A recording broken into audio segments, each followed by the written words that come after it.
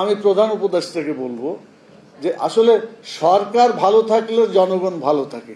সরকার অবস্থা যদি ভালো হয় শ্রমিকদের অবস্থাও ভালো হবে। মানে সব জায়গাতে সরকারের উপর অনেক কিছু নির্ভর করছে, কারণ তাদের সিদ্ধান্ত তাদের। মালিক পক্ষ এবং শ্রমিক পক্ষ আলাপ আলোচনার ভিত্তিতে সম্মানজনক সমাধান যদি করে তাহলে বাংলাদেশের এতদিনের সকল সমস্যার সমাধান হতে পারে। আন্দোলন করে বিভিন্নভাবে অনেকে বলেছেন আন্দোলন করে করা, আমি মনে করি আন্দোলন করার রাইট আল্লাহ দিয়েছেন যখন সীমা লঙ্ঘন করে সে তখন, কিন্তু সমস্যা দেখা দিলে আলাপ আলোচনার মাধ্যমে সমস্যার সমাধান করা উচিত। লক্ষ লক্ষ কোটি কোটি শ্রমিক বিভিন্ন জায়গায় তারা কাজ করছে, আল্লাহ বলে দিলেন তোমরা যা খাও তাকে খেতে দাও। এই মালিক কোনোদিন তাই করেছে? কোনোদিন? তোমরা যা পড়ো তাদেরকে তাই পড়তে দাও, এটা কেউ করেছে কোনোদিন? আল্লাহ রসুলের কথা যদি সত্যি মানা হতো তাহলে শ্রমিক মালিকের এই বিরোধটা থাকতো না, দেশের উৎপাদন ভালো হতো, দেশের উন্নয়ন হতো, বিদেশে আমরা আমাদের প্রোডাকশনগুলোকে বাইরে পাঠাতে পারতাম, রপ্তানি করে কোটি কোটি ডলার বা যেটাই বলেন বিদেশি অর্থ আমরা আনতে পারতাম। কিন্তু এখন পর্যন্ত যত জুলুম অত্যাচার করছে তারপরেও বাংলাদেশের সিংহভাগ অর্থনীতি এই শ্রমিকদের রক্ত ঝরা এই ঘামের মাধ্যমে অর্জিত হচ্ছে।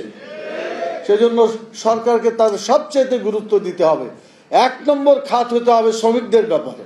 আমাদের বাংলাদেশের রাজনীতিতে সহ অবস্থান নাই, শ্রমিক সংগঠনগুলোর মধ্যে কিছুটা আছে, আজকে বোঝা যায়। আর আমাদের এখানে শ্রমিক সংগঠন যারা আছে অনেকেই আজকে এখানে যোগদান করেছে, আমি তাদেরকে ধন্যবাদ জানাই। এবং তারাও আমাদেরকে অনেক সময় দাওয়াত দিয়েছেন, আমরাও গেছি, এখনো হচ্ছে। এটা যদি জাতীয় পর্যায়ে রাজনৈতিক দলগুলোর মধ্যে হতো যে let us agree to differ, এটা যদি হতো তাহলে আমার মনে হয় দেশের রাজনৈতিক অবস্থা দ্রুত সমাধান হয়ে যেতে পারত, কিন্তু এটা করা হচ্ছে না।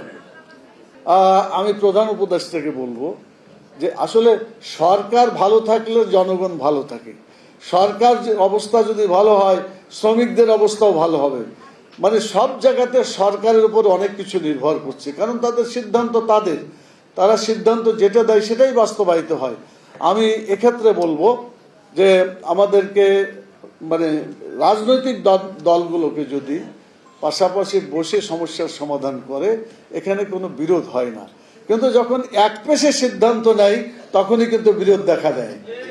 এবং কাউকে গুরুত্ব দিল কাউকে গুরুত্ব দিল না, এমন যদি অবস্থা হয় তাহলে দেশের সমস্যার সমাধান কিন্তু হয় না। ট্রাইপারটাইট কনসালটেটিভ কমিটি, 3 পক্ষ মিলে একটা সমাধান করার নাম হচ্ছে টিসিসি। তো কে এক পক্ষ?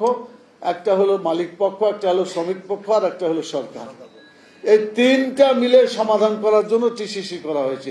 তাহলে শ্রমিক সংগঠনগুলোকে আলাপ আলোচনার ভিত্তিতে সমাধান করা যেতে পারে, এটাই ছিল আসল টার্গেট। কিন্তু দুর্ভাগ্য এটাও কিন্তু সরকার করে না অথবা করতে পারে না। জোর দিয়ে করলে আমার বিশ্বাস সব সমস্যার সমাধান।